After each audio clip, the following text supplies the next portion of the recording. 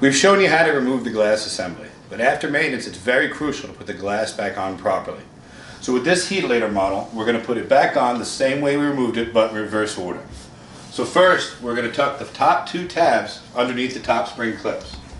Keep the bottom tilted out slightly, slide the tabs under the top spring clips, and rest it on the two pegs on the bottom of the unit.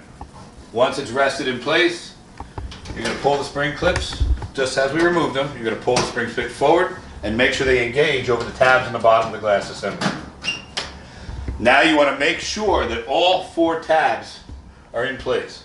If all four of those tabs are not locked in place, it could be a fire hazard for the unit and cause it not to burn properly. So it's very crucial, I can't stress enough, to make sure all four of these tabs are connected. Once those tabs are connected, then we can replace the vanity panel by putting the J-hooks back in the slots. Make sure they lock in place.